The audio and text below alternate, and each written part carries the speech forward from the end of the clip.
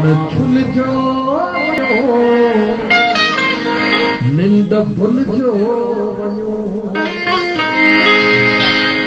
पाण छुलजो वञो निंड भुलजो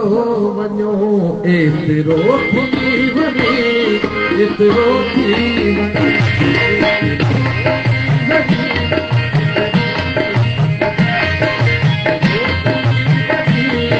एतिरो थी वञे पाण छुलजो वञो निंड भुलजो वञो पाण छुलजो निंड भुलजो वञो एतिरो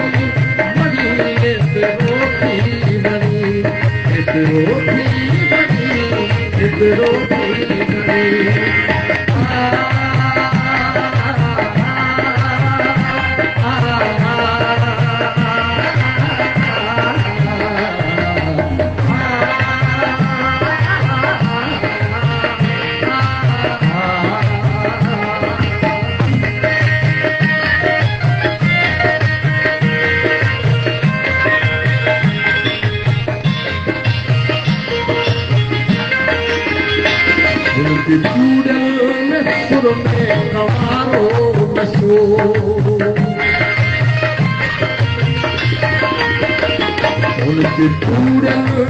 सुर में कुंवारो नशो जुल्फ तारों के भर में गुजारो नशो चपते रखो नेण मुर्गा थे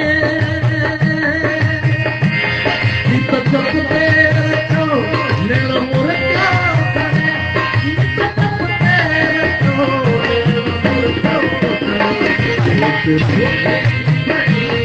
एतिरो थी वञे पाण छुलजो वञो निंड भुलजो वञो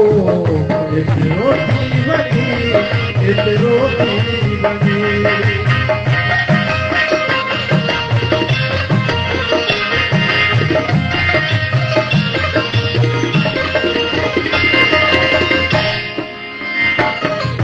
दुनिया में बहुन जे अथन जी महक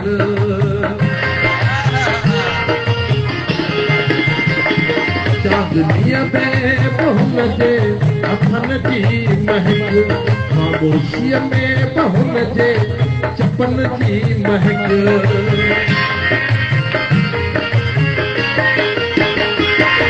दुनिया में बहुन जे अथन जी महक खामोशीअ में बहुन जे चपन जी महक हुन जे मथां दिल भरी थी छड़े हुन जे मथां दिल भरी थी छड़े पाण छुलजो वञो निंड भुलजो वञो एतिरो थी वञे एतिरो थी वञे एतिरो थी वञे एतिरो थी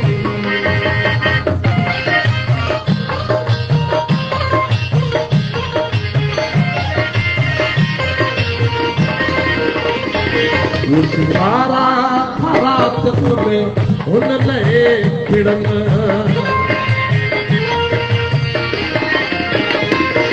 उस तारा थारा तत्व में हुन लहे खिड़न रंग उजरा थी फूल हुन लहे खिड़न आज थी मुल्कनी अख हुन ते हले साज थी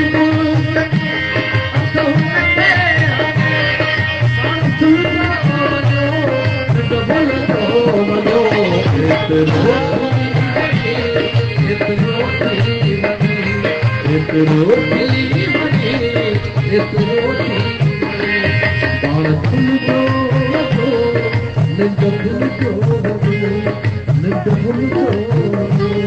एतिरो थी वञे एतिरो